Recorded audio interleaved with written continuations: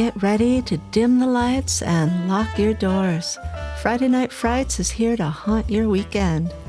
Every Friday night, we bring you spine-chilling tales of the macabre, the mysterious, and the downright terrifying. From cursed artifacts to shadowy creatures lurking in the dark, these stories will keep you on the edge of your seat long after the episode ends.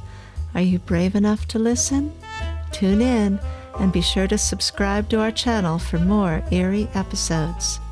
Our story tonight is Everybody Needs a Little Love by Robert Bloch. So grab a cup of something good and yummy, sit back and relax, and enjoy the story. It started out as a gag.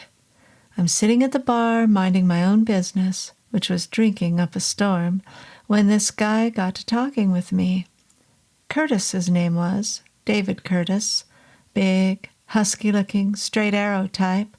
I figured him to be around 30, same as me.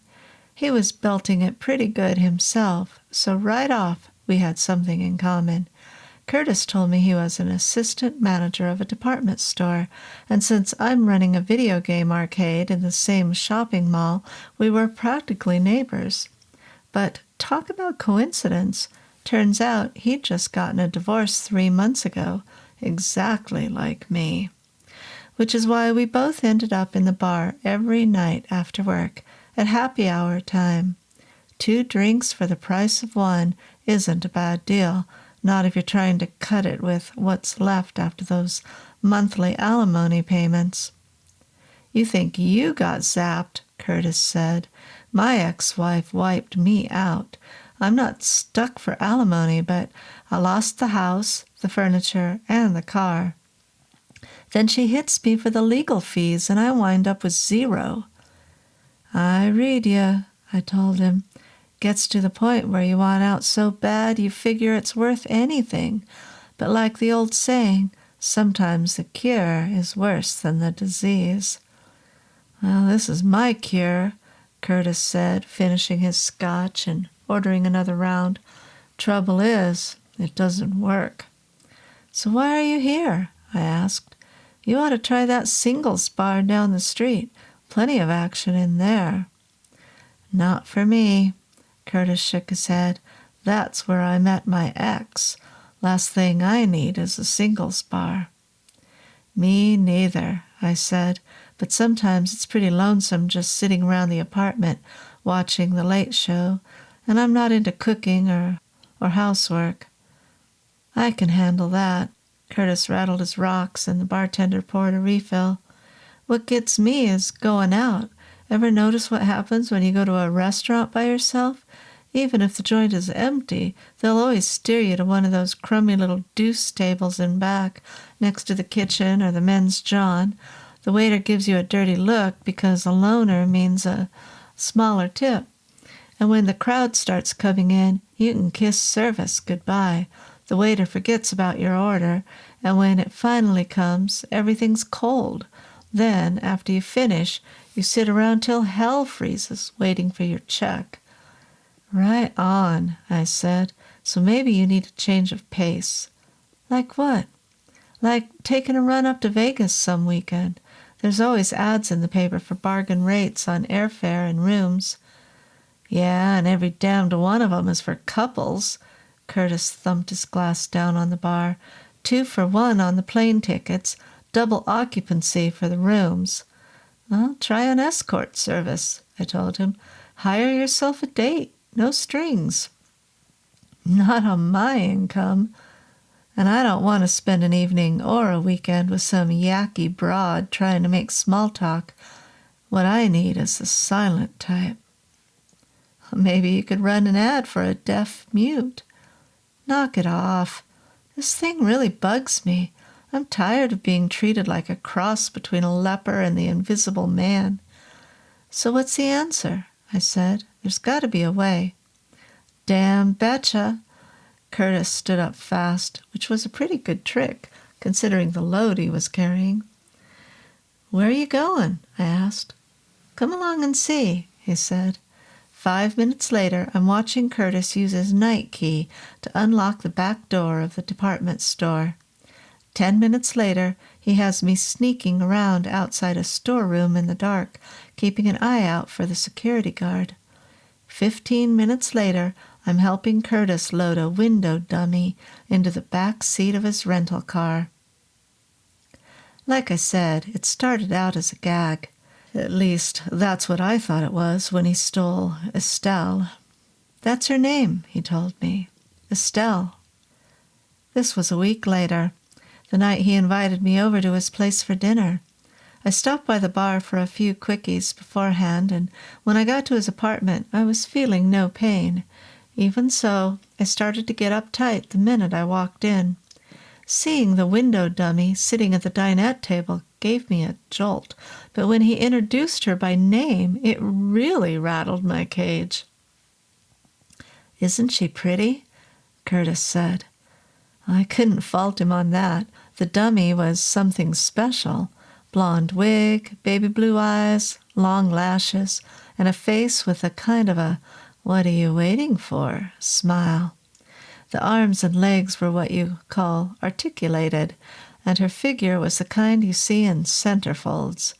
On top of that, Curtis had dressed it up in an evening gown with plenty of cleavage.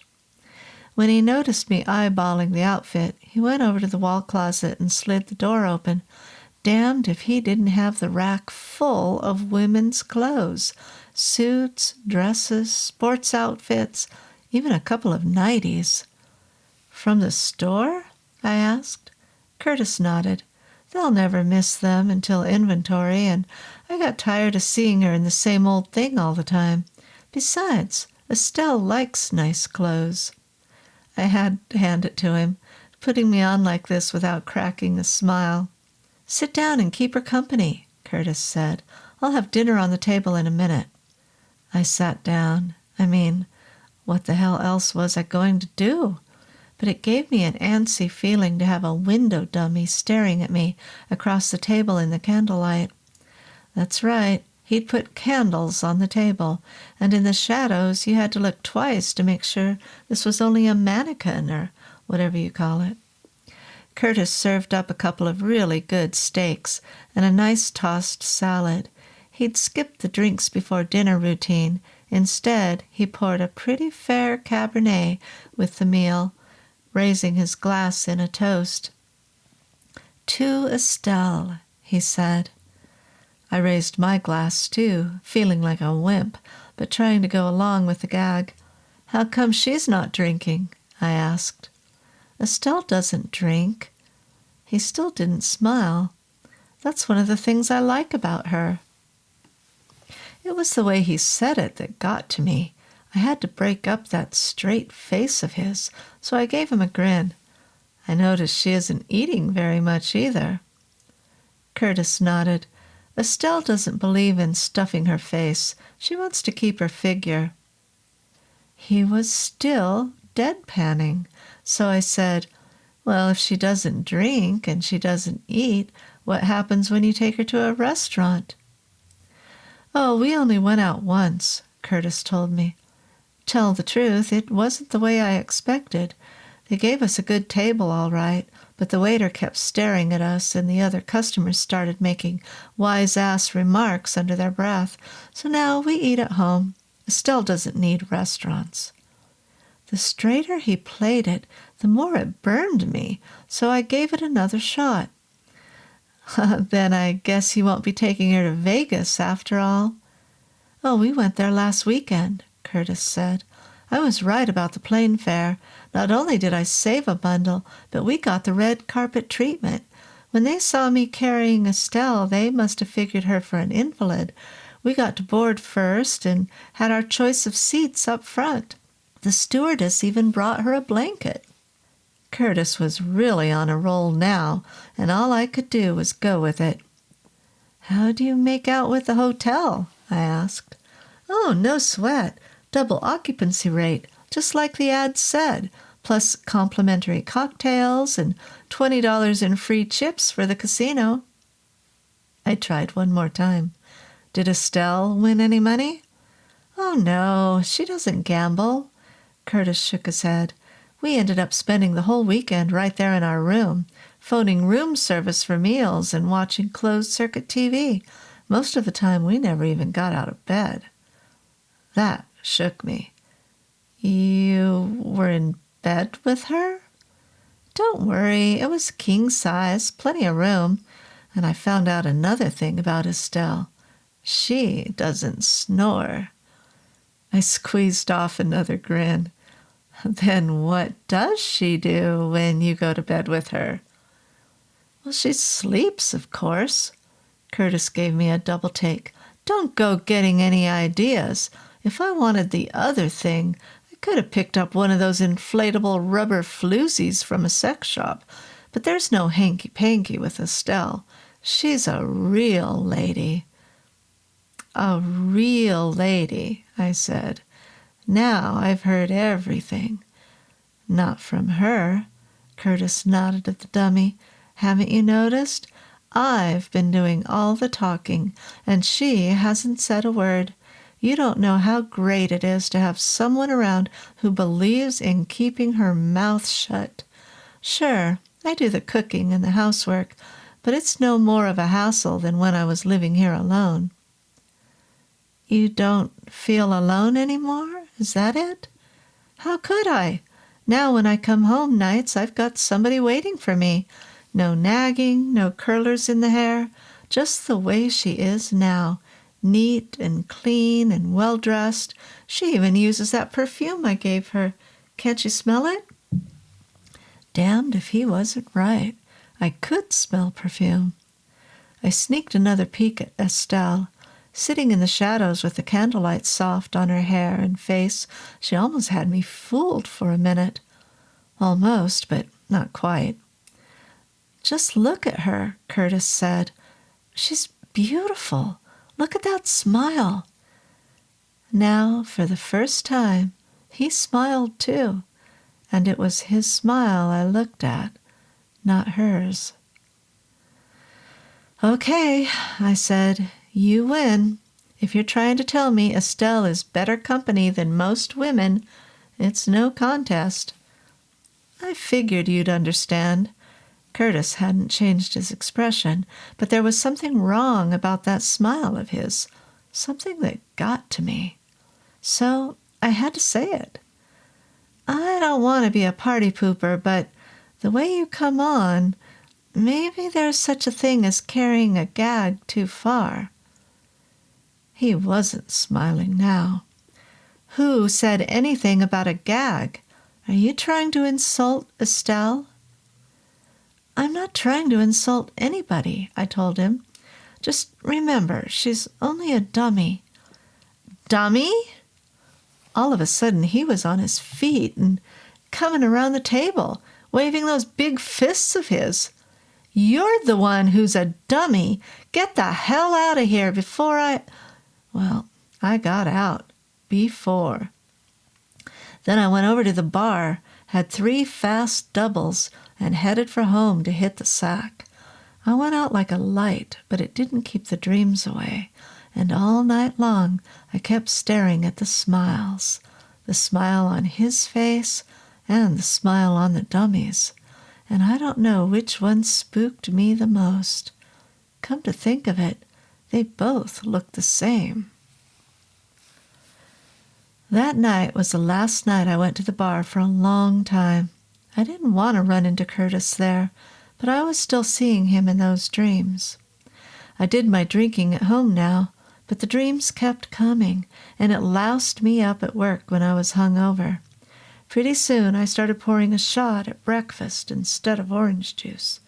So I went to see Dr. Mannerheim. That shows how rough things were getting, because I don't like doctors, and I've always had a thing about shrinks. This business of lying on a couch and spilling your guts to a stranger always bugged me. But it had got to where I started calling in sick and just sat home staring at the walls. Next thing you know, I'd started climbing them. I told Mannerheim that when I saw him. "Don't worry," he said. "I won't ask you to lay on a couch or take ink blot tests. The physical shows you're a little run down, but this can be corrected by proper diet and a vitamin supplement. Chances are you may not even need therapy at all." "Then what am I here for?" I said. "Because you have a problem. Suppose we talk about it." Dr. Mannerheim was just a little bald-headed guy with glasses. He looked a lot like an uncle of mine who used to take me to the ball games when I was a kid, so it wasn't as hard to talk as I'd expected.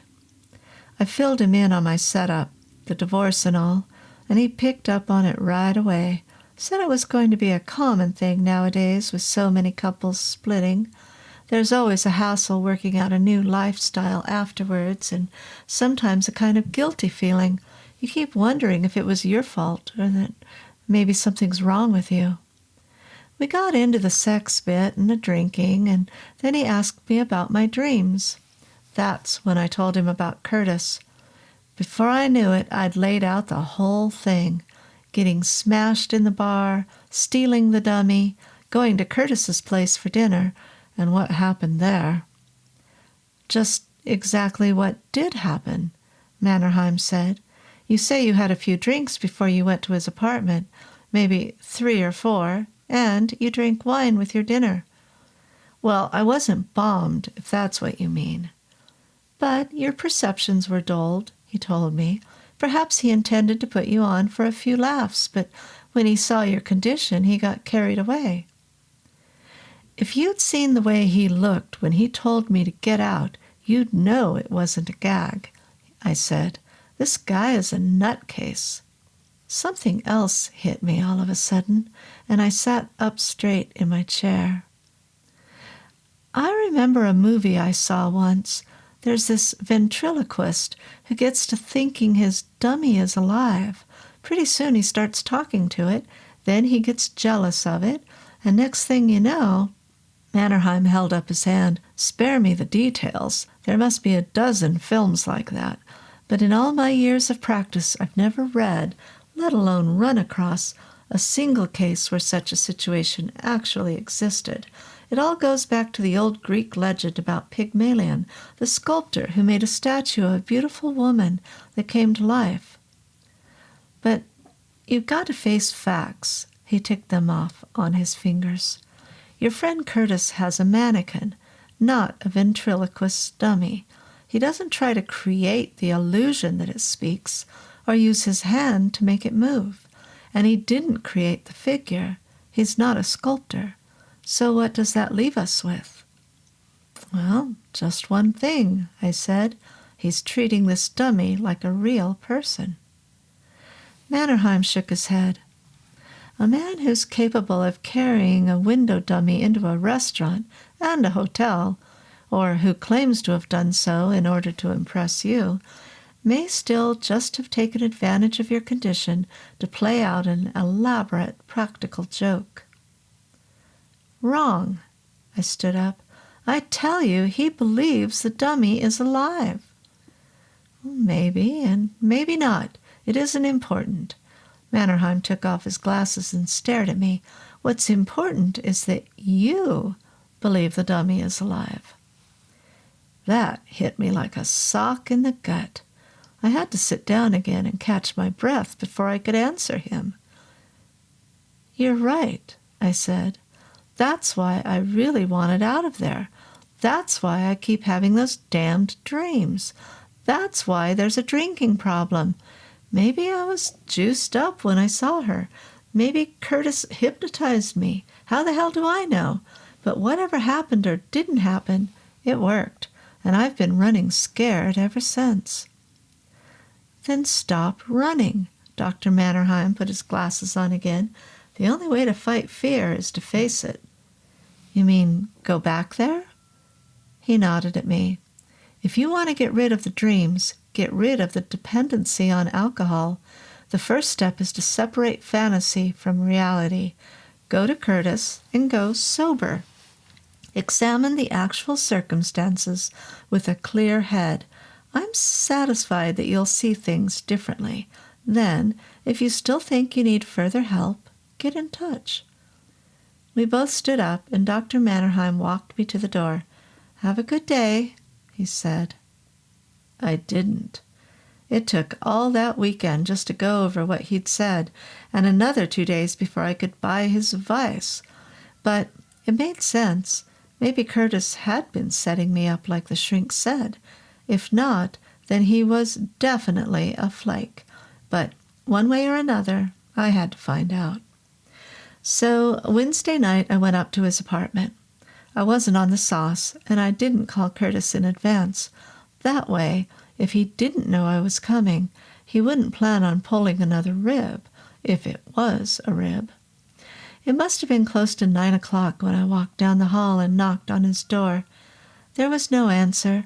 Maybe he was gone for the evening, but I kept banging anyway, just in case, and finally the door opened. "Come on in," Curtis said. I stared at him. He was wearing a pair of dirty, wrinkled-up pajamas, but he looked like he hadn't slept for a week. His face was gray, big circles under his eyes, and he needed a shave. When we shook hands, I felt like I was holding a sack of ice cubes. "Good to see you," he told me, closing the door after I got inside. "I was hoping you'd come by so I could apologize for the way I acted the other night." "No hard feelings," I said. "I knew you wouldn't hold it against me," he went on. "That's what I told Estelle." Curtis turned and nodded across the living room, and in the dim light I saw the dummy sitting there on the sofa, facing the TV screen. The set was turned on to some old Western movie, but the sound was way down and I could scarcely hear the dialogue. It didn't matter, because I was looking at the dummy. She wore some kind of fancy cocktail dress, which figured because I could see the bottle on the coffee table and smell the whiskey on Curtis's breath. What grabbed me was the other stuff she was wearing. The earrings and the bracelet with the big stones that sparkled and gleamed. They had to be costume jewelry, but they looked real in the light from the TV tube. And the way the dummy sat, sort of leaning forward, you'd swear it was watching the screen. Only I knew better. Seeing the dummy cold sober this way, it was just a wooden figure, like the others I saw in the storeroom where Curtis stole it. Dr. Mannerheim was right, but now that I got a good look, the dummy didn't spook me anymore. Curtis went over to the coffee table and picked up the bottle. "Care for a drink?" he asked. I shook my head. "No, thanks. Not right now." But he kept holding the bottle when he bent down and kissed the dummy on the side of its head. "How can you hear anything with the sound so low?" he said. "Let me turn up the volume for you." And so help me, that's what he did. Then he smiled at the dummy. "I don't want to interrupt while you're watching, honey, so if it's okay with you, we'll go in the bedroom and talk there."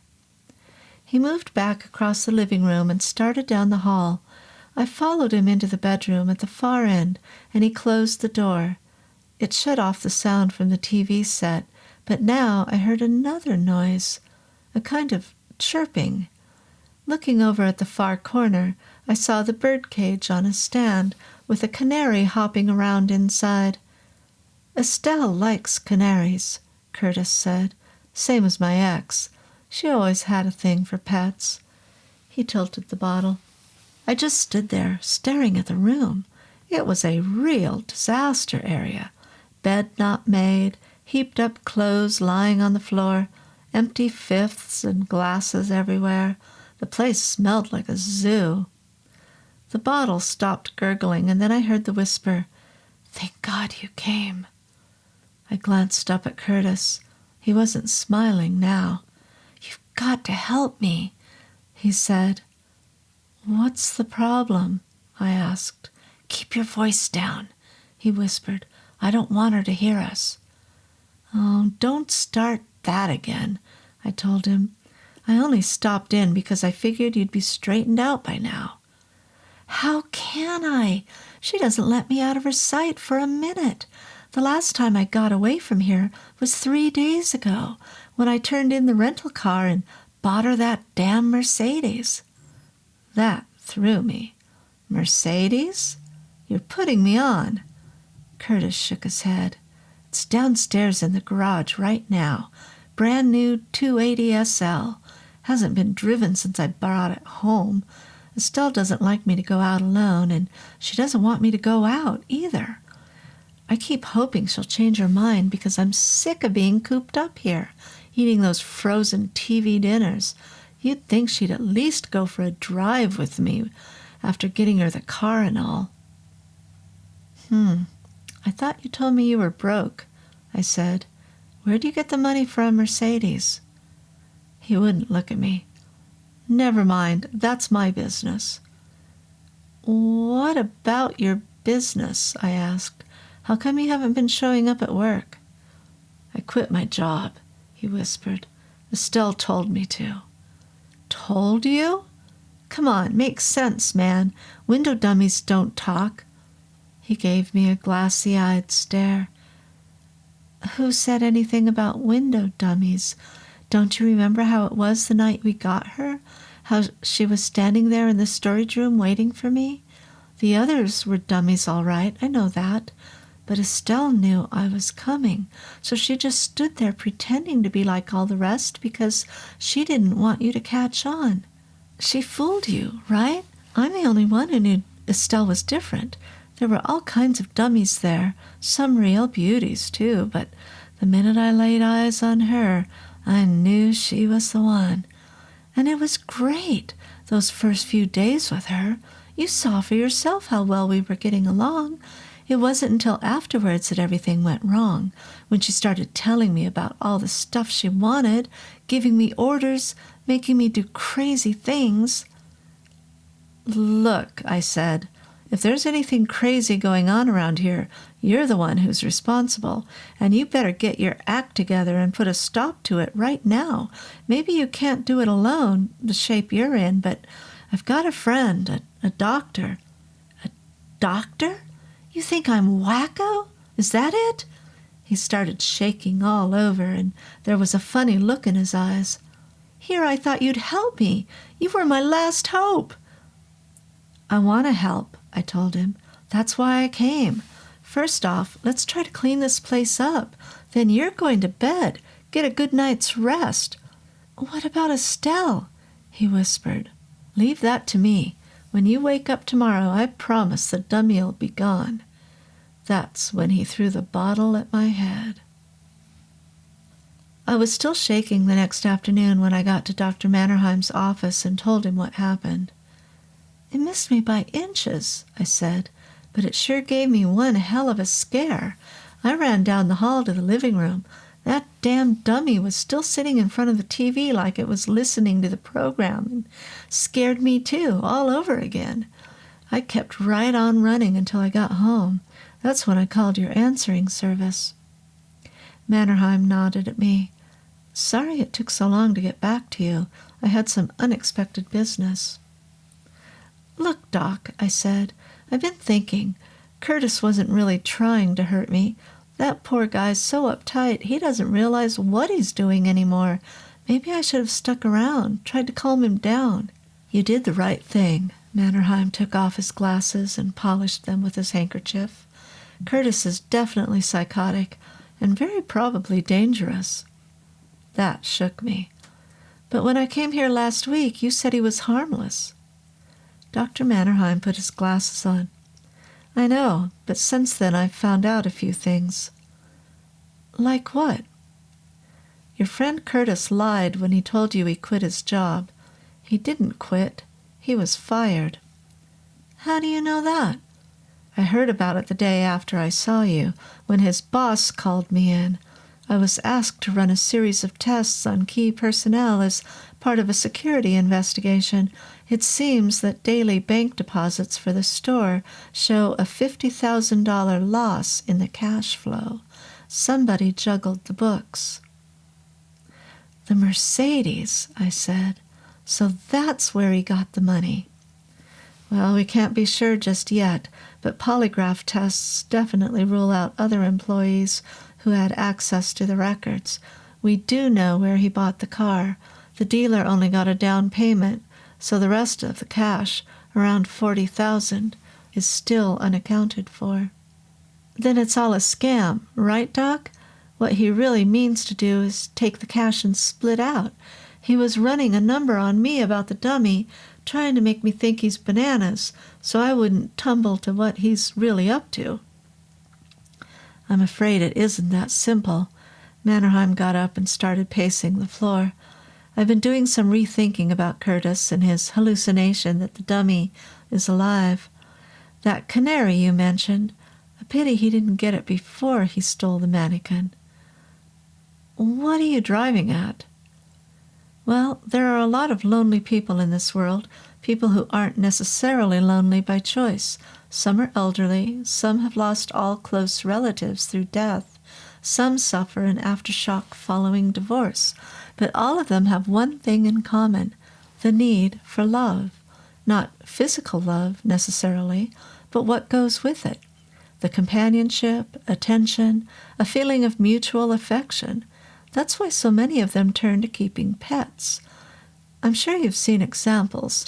The man who spends all his time taking care of his dog, the widow who babies her kitten, the old lady who talks to her canary, treating it like an equal.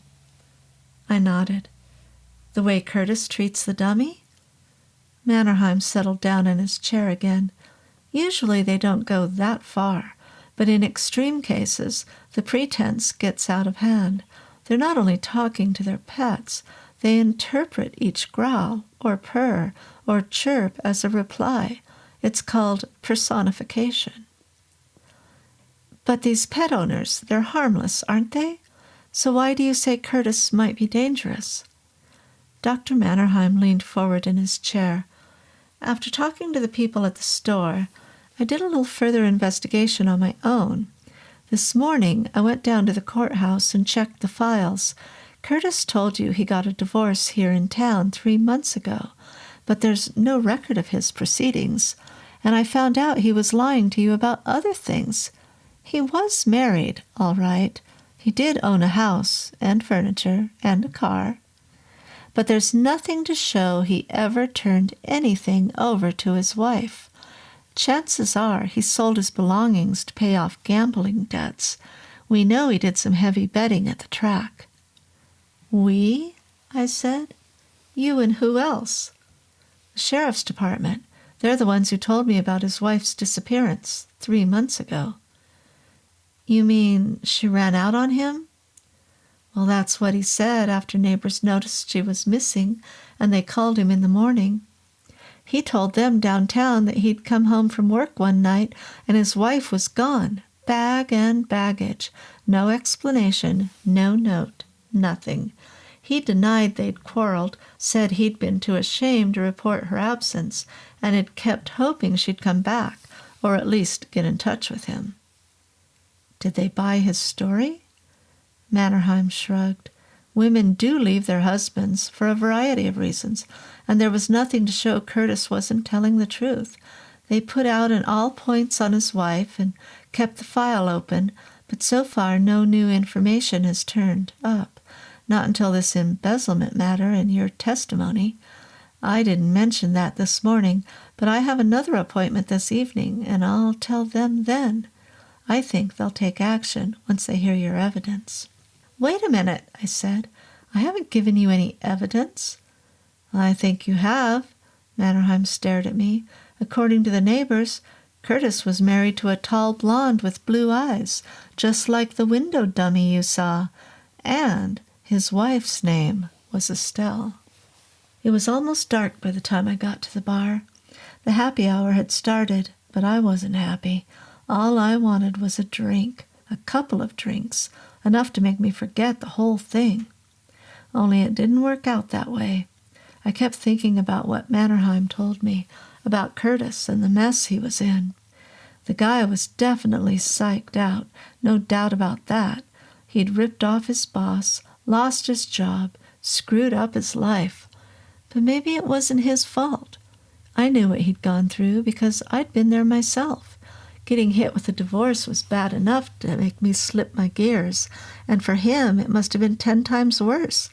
Coming home and finding his wife gone, just like that, without a word. He never said so, but he must have loved her Loved her so much that when she left him, he flipped out, stealing the dummy, calling it by her name. Even when he got to feeling trapped, he couldn't give the dummy up because it reminded him of his wife.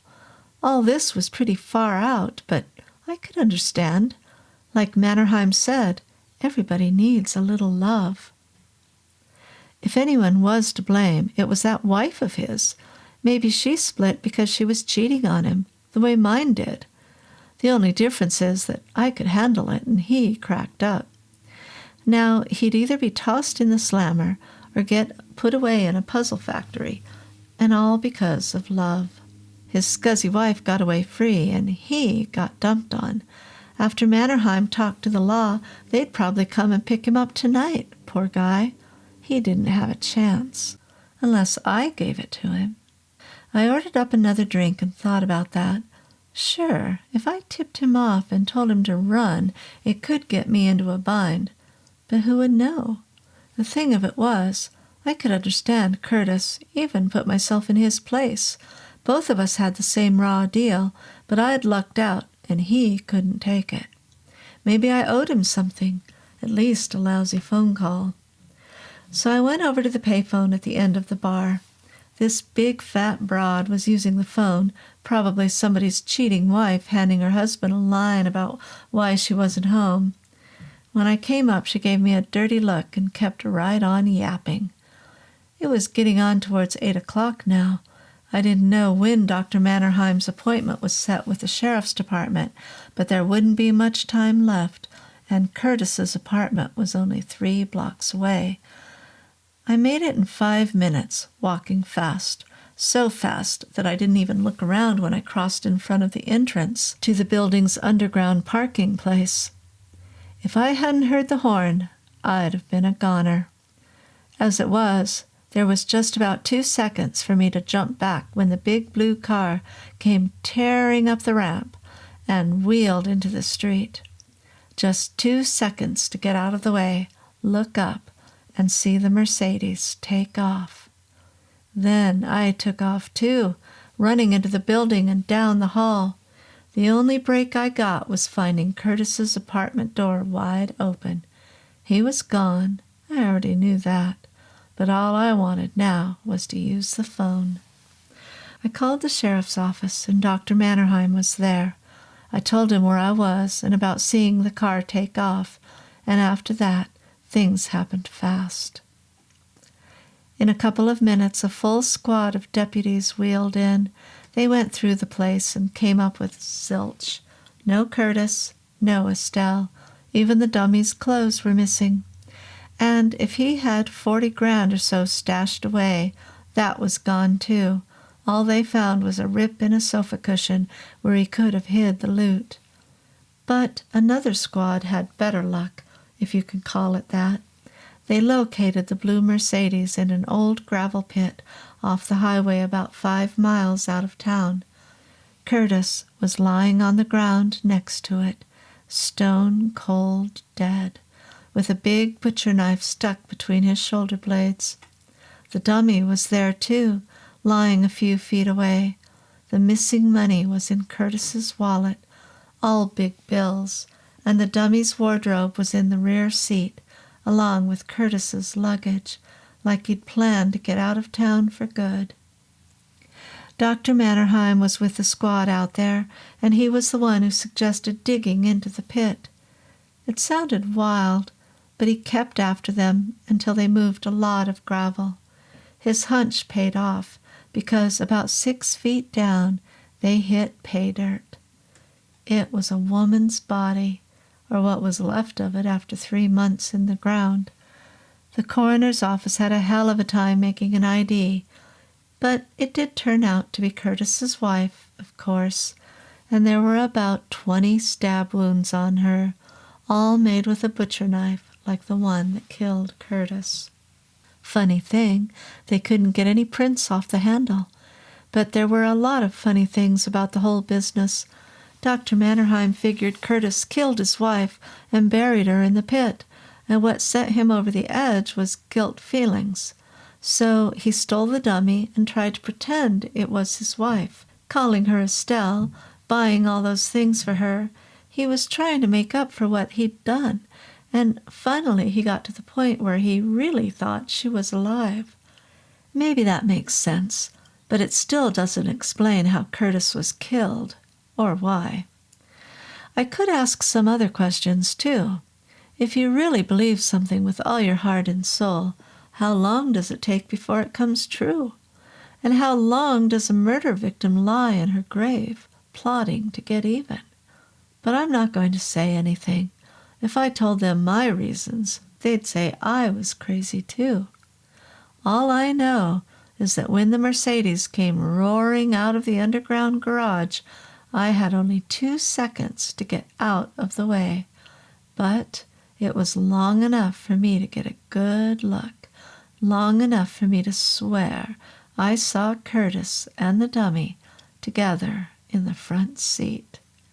And Estelle was the one behind the wheel.